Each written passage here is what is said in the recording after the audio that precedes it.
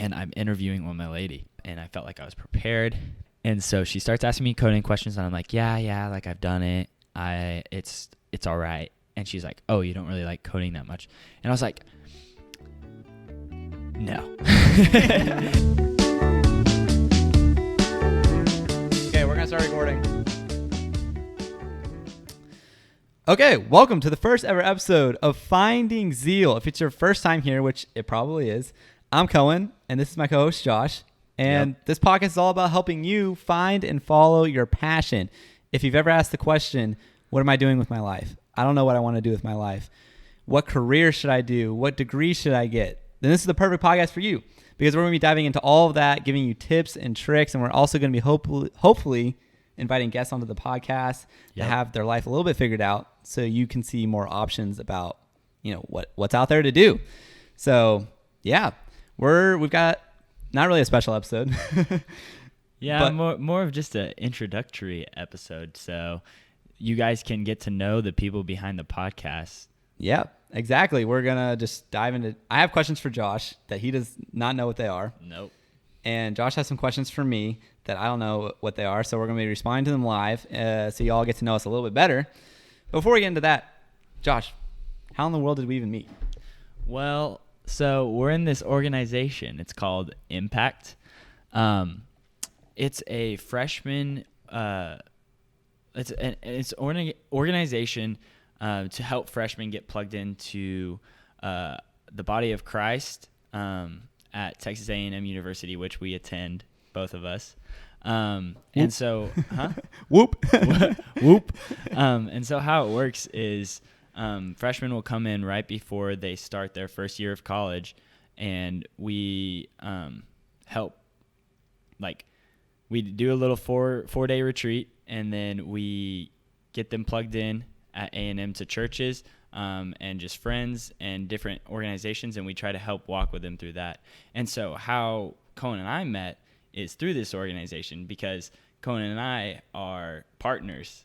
Partners. Sounds pretty interesting. Yeah. What does that mean, Josh? Partners. So I am the guy half of a prayer team role for Impact.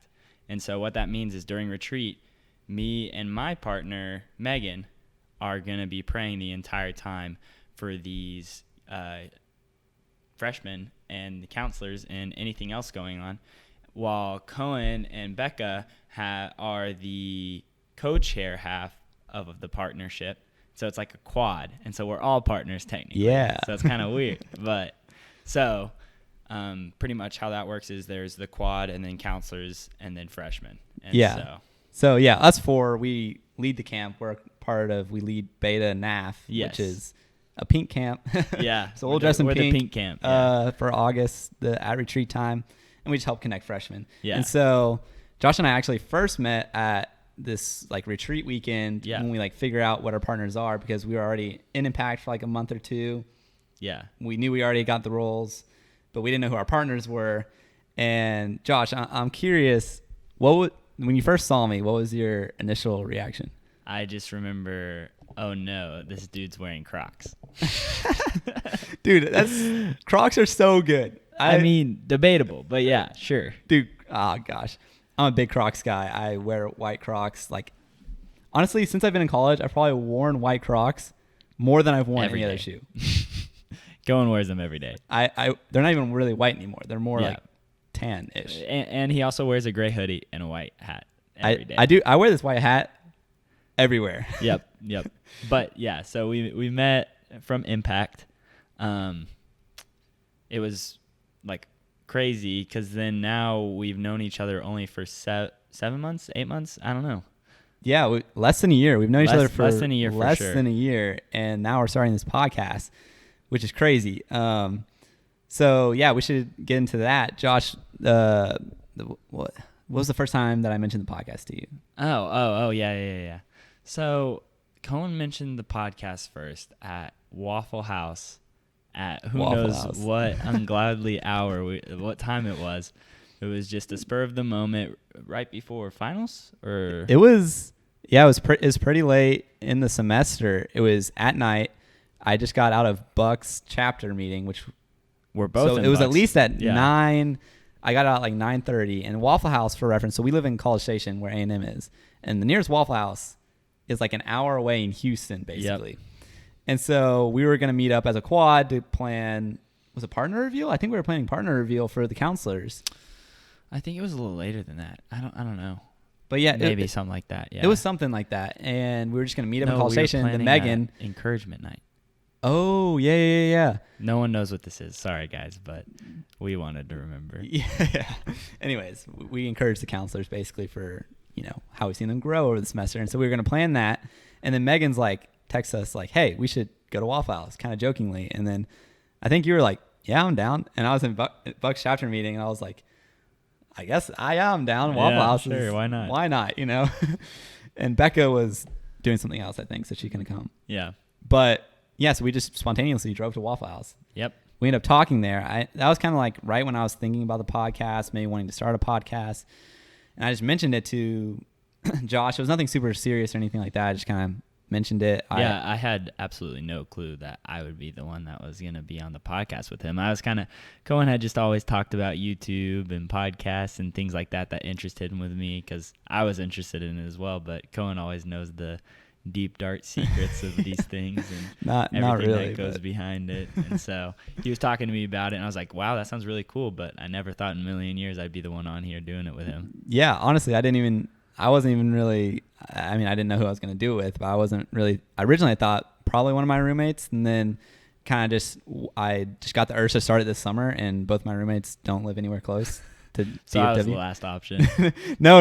I think your talking style also and personality complements my talking style and personality well. Yeah, I have a podcast voice. Yeah, no, apparently I don't. Josh doesn't think I have a podcast voice, but it's weird because we're listening to each other for the first time through these microphones that we just got some sick microphones. So who knows? Cohen. The audio could be completely messed up right now, and we wouldn't even know. But It seems like it's good. So I think we're doing well. But hopefully, it's interesting to hear yourself for the first time. Yep. It's always a weird experience With just because a you're like, do I really sound? Tad bit of echo. Yeah, but hopefully there's not an echo in the actual recording. Otherwise, that would be tragic. Mm-hmm. But it's always whenever you hear yourself. Does this happen to you when you hear yourself in audio? Like you hear yourself in a video and you're like, do I really sound like that?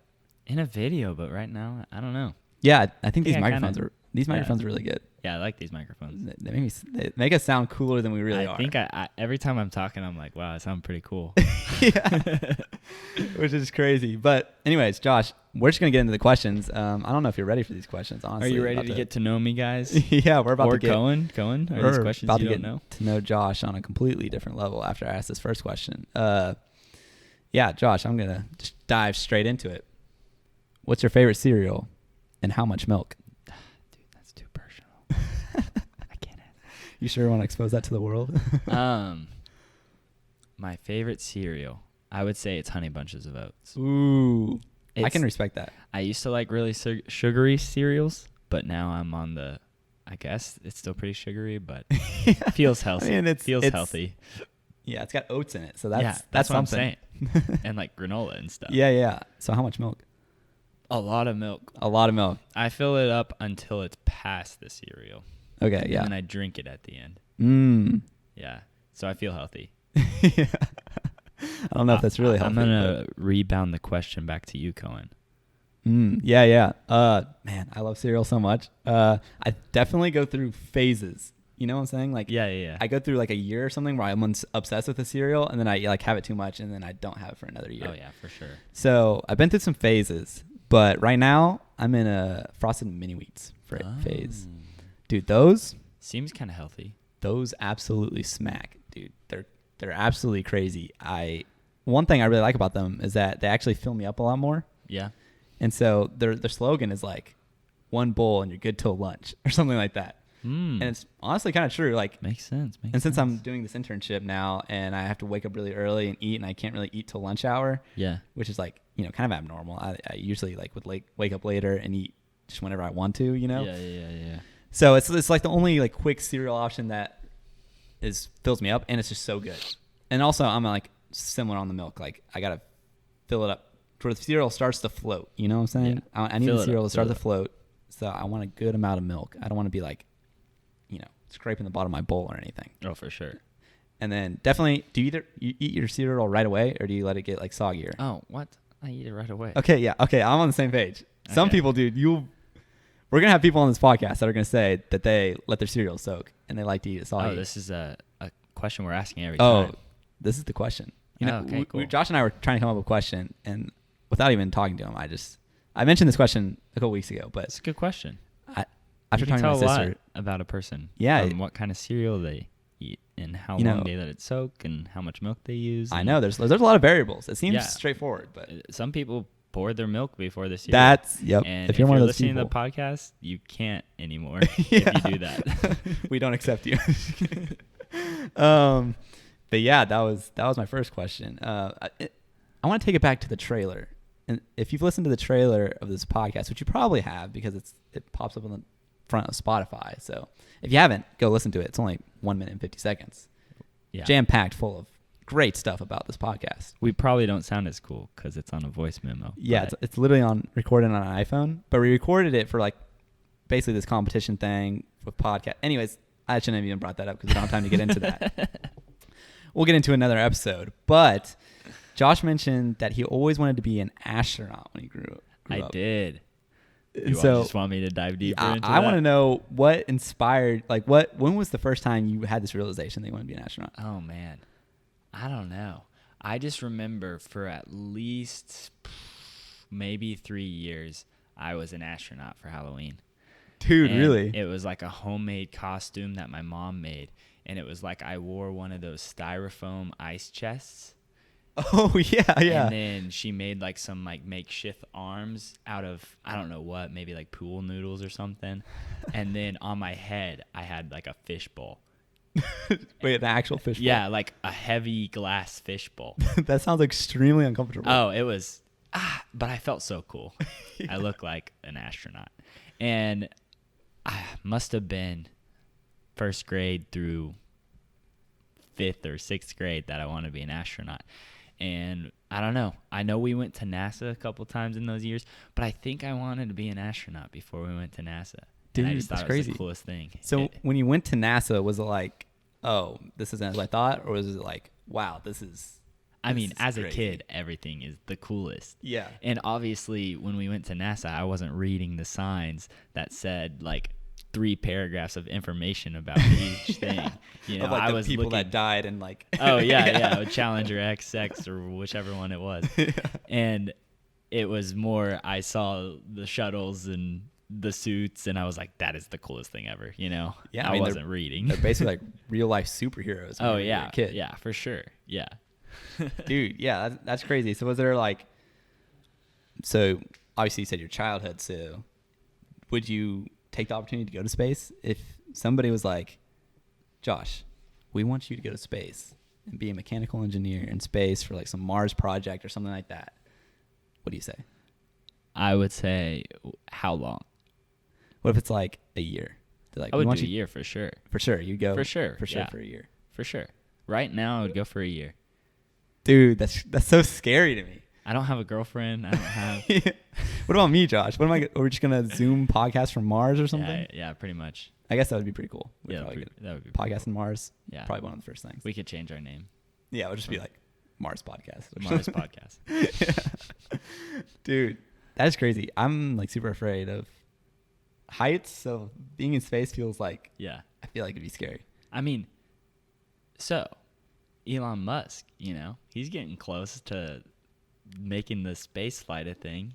What do you think about that? Are you going to do it whenever it's a thing? It's going to be a thing in like 10 years. But it's gonna cost so much money. Isn't like one of us should look it up, but I think it's like I read an article. It's like it's gonna be like $100,000 or something to go to space. Okay. So I Pretty mean, you know, crazy. only rich people. But I feel like it'd be a life-changing experience to go to space. For sure. Like I feel like you would not view the world the same It'd be pretty cool. because you would see it all just like at the same time. So, dude. Okay, Yeah. back on topic. Cohen. Yeah. What did you want to be as a kid? Yeah, when I was growing up, I honestly didn't know. Like when I was little, I wanted to maybe be like a policeman or firefighter. You know, like all little kids. But when I was dressed up, you had me thinking. When I was dressing up for Halloween, I was really obsessed with Power Rangers. Oh, yeah? And when I was really little, I was like, I'm gonna be a Power Ranger when I grow up, no doubt. Yeah. I really like the red Power Ranger. It was super cool.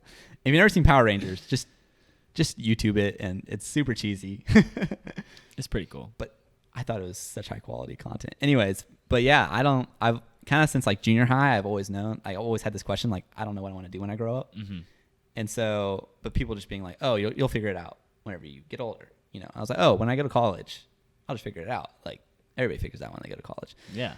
And so, but now I'm in college and I still pretty much feel the same, which is part of the reason why I kind of started this podcast, because I just want to, it's hard to know what a job is actually like, or what a career is actually like, or what a major is actually like until you get into it and try it for a little bit. Okay. Like engineering. If you knew everything you knew about engineering whenever you're coming to A&M, like, you know what I'm saying? Like, did you really have an understanding of what engineering was going to be like at A&M before you got into it? Do you really think that anyone knows what engineering is? No. Do we even know what engineering is? Dude, I still don't. I'm still, I mean, I'm in industrial distribution now, so it's, I guess, like half engineering, half business. Yeah. But, dude, yeah, it's great. Like, I talked to a lot of people that were in freshman year engineering at A&M, and they're like, dude, it's terrible. Like, it's so hard. Yeah. And it's definitely manageable. Hey, but listen, freshman year engineering, it's a general engineering. So if you are passionate about something like mechanical engineering or chemical engineering, if you're doing freshman year, none of that is coming into play yet. Yeah. Freshman year engineering is like they just try to destroy you. Oh, yeah. They like, I think it's like a 50% dropout rate or something. It's crazy. Yeah, people just failing classes, dude. They try to do it the whole time you're in college, but freshman year, yeah, for sure. Well, I think that's different about the freshman year classes is that they purposely throw you these like coding projects that are completely unrelated to anything that you're actually doing. Like you're in Cal 1 and Cal 2, you're learning calculus, engineering calculus, and you're doing all these hard exams. And then they're just like, oh yeah, well, just one group coding project a week. That's completely unrelated to the exams, completely unrelated to anything that you're learning in the calculus class. It's just there, worth 5% of your grade. You can't completely ignore it, but it's the serious biggest pain ever. I don't know if you had the same experience, but those group projects, group coding projects specifically. Oh yeah. Yeah, I had no experience coding, and so. All right. So segue. What made you pick industrial distribution? You came into college, you wanted to be engineer, correct? Kind of just because you had an affinity for math and science and kind of leaned towards that and always excelled in that in high school. You were a smart boy, correct? I was, yes. He was a smart boy in high school, and he chose engineering as he came to A&M. What made you pick industrial distribution as you went through your freshman year of college? Yeah, so when I was going through freshman year, they had this like, I don't even know what it's called, where you have to watch the videos, or you probably had to go to something in person of what the majors are. Yeah, it's a A&M does a cool pathway. Your freshman year, you're general, and then you elect which kind of engineering you want to do for the rest of college, and that would be your degree. And so as you go through your freshman year, you're going to learn more about each individual type of engineering, so you're more equipped to pick rather than just coming in and not knowing anything. Yeah, honestly, that's such a good style, because for sure. I definitely didn't know anything about engineering, or even more so, I didn't know anything about the specific engineering degrees. Yeah. I probably would have just gone civil or mechanical, honestly, if I was just coming to A&M and had to pick right off the bat. And then I probably would have just stuck with it, because I'm not somebody who wants to switch things up and be set back by redoing classes and stuff like that. So, but honestly, I picked industrial distribution because when I was going through engineering freshman year, I was like, man, I don't want to be sitting and doing calculus, and I don't really like coding that much. And so I was like, man, I started really getting into business things. I like, just in my spare time, started like investing in stocks and just started really tracking finances. I was really interested in stuff like that. But I didn't want to have to switch to Mays Business School and redo my whole freshman year, and also to transfer into Mays, you have to have like a 3.9 or something crazy. That's crazy. Which, I mean, I do have a 3.9, but transferring into Mays and restarting is just, that would be a nightmare. And so industrial distribution is kind of like, I saw it as a perfect opportunity that's like a mix between both worlds, because I would get a business minor basically automatically, I would take like half business classes and I would take like half engineering classes. And they have their own career fair, which is really nice. So like, there's like 60 something companies coming to hire industrial distribution students. And they have like the highest job placement out of any major at A&M. So it's like 99.9% or something. Like basically only like one person that graduates every year doesn't get a job. Sounds good on paper. Yeah. So on paper, it's really nice. And also I was thinking about maybe doing a finance master's at one point in which it would set me up perfectly to do that. Because I was like interested in stocks and stuff. And so I thought maybe if I just do a +1, so I had there's like an engineering called STEM to stocks thing. Mm-hmm. And it's basically a finance master's for STEM majors. And it's just like a +1 and you get a master's. So +1 year and you get a master's. Wow. And I would already be taking the prerequisite classes in industrial distribution to get into that. That's cool. And so I was kind of thinking about that, which I guess I'm still thinking about it a little bit. I don't know. I haven't applied to it or anything. And I could start it like this year. Like if I would have applied last year, I could have started it my junior year. Wow. So I could have gotten like ahead and stuff like that. But yeah, I still don't really know what I want to do. And I was honestly just like super interested in starting I'm super interested in like videos. And so I started like a YouTube channel and I just make dumb videos with my roommates, which is fun. That's also kind of why I'm starting this podcast. I want to start something more like serious, more consistent. Not really serious, but consistent, I guess. Yeah, I'm not a very serious person. Yeah, my idea. Cohen's you can ask my not roommates. either, My yeah. ideas change literally all the time. Yeah. But anyways, I have another question for you, Josh. Wait. First, I have a follow-up question. Okay, what's your follow-up question? My follow-up question is, so you picked industrial distribution, but that led to you wanting to drop out. Any follow-up on that? Like, what was that thought process? You're still in school, correct? Yeah. So Josh is referring to this last semester. I actually had the thought that maybe I should drop out, which is crazy now thinking about it. Pretty seriously, correct? Yeah, like, I mean, I wouldn't say like super seriously, but I definitely felt like my parents, I'm like privileged to have my parents like pay for my college education. Mm-hmm. But if I was paying for my college education myself, then I feel like I would maybe consider either taking like a small leave of absence or dropping out, just because I kind of had a realization that I don't want to do industrial distribution long term with my life, which a lot of people go into sales or supply chain with industrial distribution. And I just don't know if I'm super passionate about either of those two things. Yeah. And it's super great major to have, super good job security. So it's like a great, safe thing to do. And it has a great, like, even if I, go and try some other things, I could always fall back on this like degree. So I'm sticking with the degree. That's what I decided for sure. I'm sticking with the degree because there's really not another degree that I wish I would rather have. Like I look at all the other degrees that A&M offers and I'm glad I'm in this one. Yeah. Over all the other ones. But I do think in a couple years, maybe not a couple years, but maybe like our kids, I think college will be less significant because I think just the like college education, I think A&M is worth it, but I think there's a lot of universities where the college education is only good just to say on paper that you have a college education. I see. It's not like, if you think about it, you're paying a couple $1,000s per class. Yeah.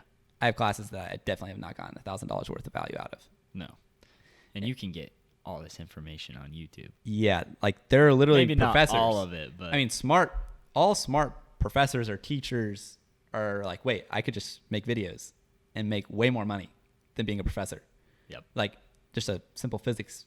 Like I look up videos all the time when I was in freshman year engineering of how to do like some physics problem or some calculus thing. And so anyways, especially with like now that Zoom became a lot more acceptable and online classes became a lot more acceptable. And those classes suck, man. I'm in an online class right now.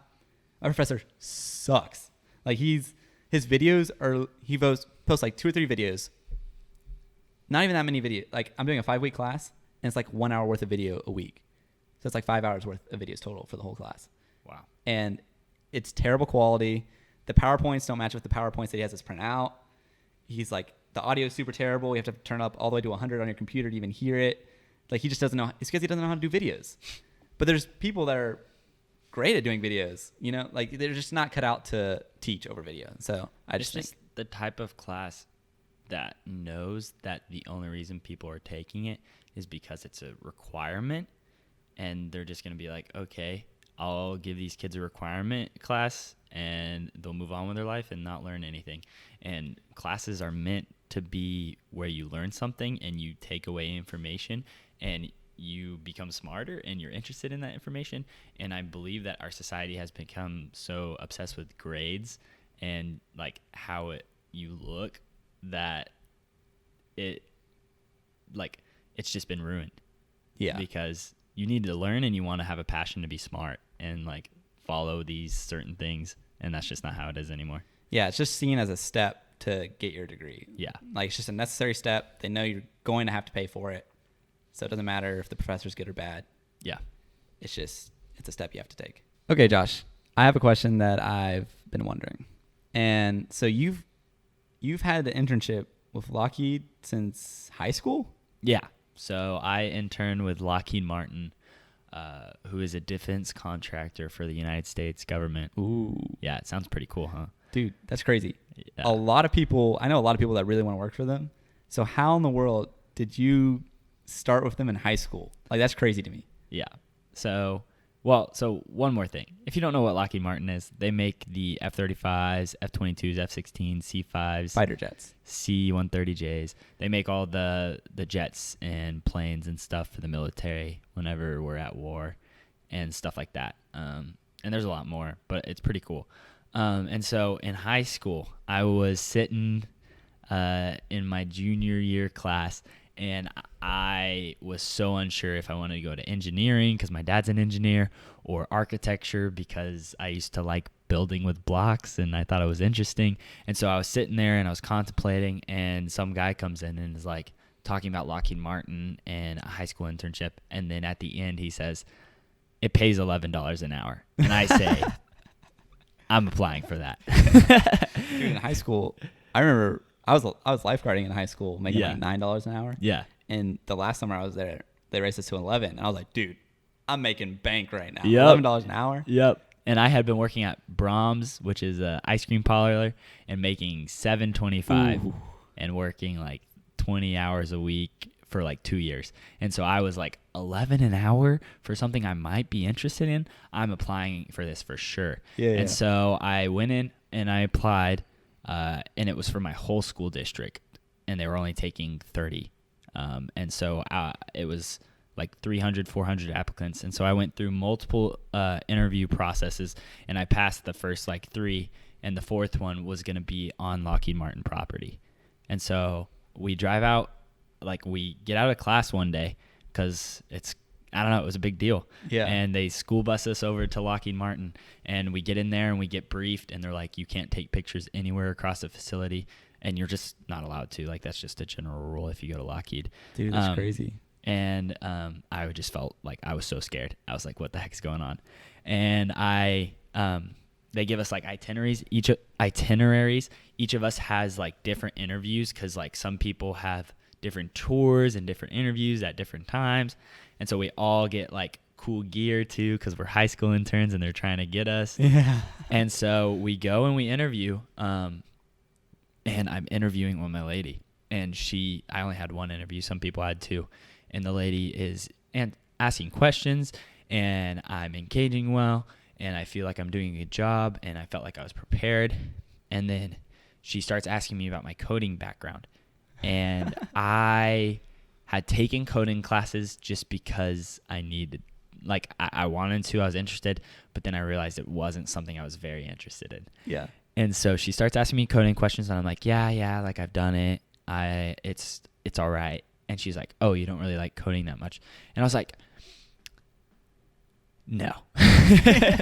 And I mean, I was pretty blatant that I was not very interested in coding. And then she was like, oh, well, this is a software engineering role, the one you're interviewing for, and you don't have any other interviews scheduled. So, I mean, I think you're a good candidate, but like, if you don't want to do coding, then that's what my internship is for. And I was like, oh my goodness, I just made such a mistake. Not the $11 an hour. Yeah, not the $11 an hour. And so I am like, oh no. And she's like, well, I can I can talk to some people and just see like what's going on. And as I'm like realizing my mistake, I'm like, well, hey, like I mean, I would still love to do coding. Like I was talking to her and I was like, I would still love to do coding. Like it would be a great experience for me. And I mean, I did it for a couple of years and I have the experience, and I was pretty much just panicking at this point. Yeah, you're like, and so she was like, I can see if I can talk to other people and blah, blah, blah. And so we just move on with the rest of the day. And so I don't get another interview, nothing else, kind of just go on a tour, get some free lunch, and then we leave. And I just feel like trash. Like I had no doubt in my mind that I wasn't getting it, because there was like 60 people there, only 30 spots. And then like it was like 3 months later that we heard back. Dude, that's crazy. It's such a long wait. I got an email that was like, you are a Lockheed Martin intern. And I was like, no way. And I thought that she had just finagled me an internship with someone else, but she actually ended up picking me up as a software engineer. And I loved it. I mean, I had a great summer. And so it was actually during the school year as well. Dude, that's crazy. So you have like a class period? Yeah, 2 class periods a week. So it was like 3 days a week, because we had A-B schedule. Okay, yeah. Which is kind of confusing. I'm not going to explain it. But yeah, and so they actually ended up taking 31 interns, because she was supposed to take 2, but she ended up taking 3 because she liked me. Oh, so decided you to take me. She literally just made room for you. Well, I know she made room for one of the 3 of us. And I think it was me, because dude, that's crazy. I feel like I just talked my way into it. So, dude, that's insane. Yeah. And so every summer Lockheed's brought me back. I've been in a different role every time. And I've loved the company so far, and I'm doing it again this summer in a little bit different role of I'm doing some concept design for flight test, which is pretty cool. Dude, and you're going to your senior year. Yeah, I'm going into my senior year, but I will have one more round of internship because I have an extra semester. But I'll probably be coming back with the same department and then hiring on here. So, dude, that's crazy. Yeah, and I'm a junior. I don't know if I mentioned that. I'm a senior. Yeah, one thing that I was wondering, real quick, you can answer this quickly. Has having that for sure job lined up since before you even got to college? Yeah. Has that, like, have you had any other interests or passions that you felt like you basically would never have the guts to pursue because you basically already have a locked in, probably almost 6-figure job, right? Yeah. Yeah. So has that, like, you see what I'm saying? Has that yeah, I completely deterred understand. you from trying other things? Yeah, so, well, what I kind of touched on earlier is I was interested in architecture and engineering. And so once I picked that pipeline of engineering and having that internship, it was pretty much set in stone that I would be an engineer. And so that led to some uncertainty freshman and sophomore year of, do I want to be an engineer or did I just pick this because I got Lockheed? Yeah. As an internship and a job. And so that had some uncertainty. But I ended up kind of just praying about it and seeing if it was something I was truly interested in, truly passionate about, and just kind of asked for a sign. And my sign was I was struggling in physics and I thought I failed for sure. Yeah. And I ended up getting a high B in that class. Dude. After one test. That's huge. Like I was straight up failing and I got a B, like a high B. And that sounds weird, but that was just what it was. And then other than that, like I've thought about ministry and I've thought about a bunch of other things, but there has just been so many times in the workplace where I have seen brokenness and like sadness and just people that are not happy with the way they're living their life. And that has been where I've been at different places in my life. And then when I found the Lord and started pursuing that and like diving deeper into that relationship, I found so much more joy and happiness and peace. And so seeing that in the work environment and seeing no one stepping in, like I knew that was where I needed to be. Yeah. And I needed to have those conversations with those people and share this love and joy and peace that I have with those people. And that's when that was part of the reason I realized that I wanted to stick with engineering. Yeah, there's so much ministry opportunity just in the workforce. Not even doing full-time ministry. God can use you in huge ways in that. So yeah, that's cool. I just had that question because, I feel like it'd be hard to really pursue anything else. But yeah. Dude, but I think just you even getting the internship in the first place in high school, like that feels like God just put you there. Oh yeah, The fact that there's 30 was pretty spots. cool. Yeah. And potentially there's a 30, like 1/3 chance that you were the person they made space for. Yeah. Yeah. Like extra space. That's crazy, dude. And I mean, I did not have, like, I was not even top 10% in high school. Dude, that's crazy. So yeah, like getting that internship was pretty nice. Dude, yeah. Well, we're going to move into the last segment of this podcast where Josh and I are going to talk about 3 dream guests that we could have on the podcast. Basically, if we could, kind of a sign that we've made it, I guess. Yeah. People that would never come on the podcast. No. Because we are not famous at all. No, we're not going to have these people on the podcast. But if we ever did, oh yeah, it would be crazy. Huge celebration. We would feel cool. Confetti everywhere, I'm assuming. Uh-huh. Yeah, definitely confetti, definitely cereal. Yeah, probably touring the world. Yeah, yeah. We would be all over the place. But Josh, what are your 3 dream guests? Okay, so first off, guys, we got Ryan Reynolds. Mm. Beautiful man. Beautiful. Hilarious guy. He's also got a beautiful wife.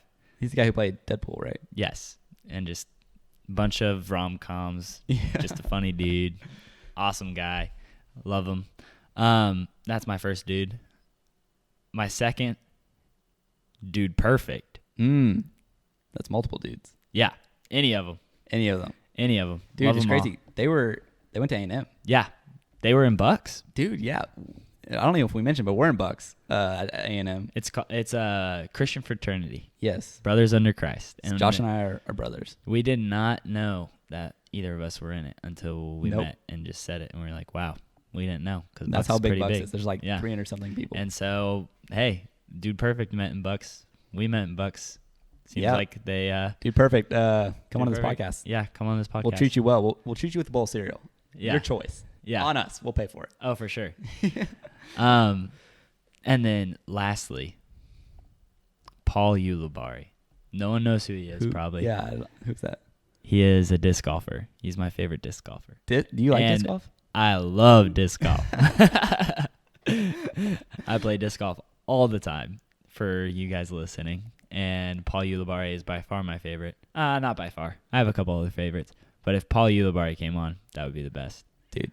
Hey, if he comes on, then I'd probably learn a lot about disc golf. Yep. So. Yep. Okay, my 3 would be, number 1, there's a singer, it's an artist. His name is Drake Livingston, but he goes by Livingston. Look him up on Spotify. He's honestly so good. Anyways, he basically exploded during quarantine and kind of became famous through like TikTok and stuff. Mm-hmm. But he went to my church growing up and was a year younger than me. And I didn't really know him that well, but he's like famous now, like 200,000 on Instagram, verified, a couple million on TikTok. His songs are insane, dude. His vocals are so good. He writes, produces, and sings all of his own stuff. That's crazy. He's going on tour right now, actually, at the time of this recording, which is beginning of July. But he's going on his first tour right now. Just sold out the House of Blues in Dallas. Wow. So crazy. Look him up. Seriously, some great songs. And I don't even like music that much. Hot take. But I would love to have him on the podcast. That is a very hot take. And then my second guy, these next 2 guys are YouTubers, but this guy's name is Matthew Doyon. He has a YouTube channel called Zealous. And Cohen stole the name from that. Yeah, no. Actually, I was inspired by, it caused me to look up what Zealous meant and what Zeal meant, and that's why I kind of named this podcast the way I did. And Zeal and passion, are similar. So if you don't know what Zeal means, listen to the trailer. We describe it, define it. It's a weird word. But anyways, I got inspiration from him. He's a really cool guy. He won a couple million subscribers from Mr. Beast in the Mr. Beast Challenge, which is he's a huge YouTuber who has like 60 million subscribers. And he's also a Christian dude. And so, yeah, I think he'd be cool just to meet and be friends with. And get his insight on just like blowing up on YouTube out of nowhere and, just handling that. Another guy, my last guy, number 3, is Ryan Trahan. And he's another YouTuber, but he went to Texas A&M and he dropped out of Texas A&M. He was a runner at Texas A&M like 3 years ago. And then because the NCAA basically didn't let him do his YouTube channel and run at Texas Oh, A&M. wow. I didn't know that. Because you can't, actually just today, the time of this recording, they changed that. Yeah. That you can, now college athletes can make money Yep. off their name and image and likeness. But back then you couldn't.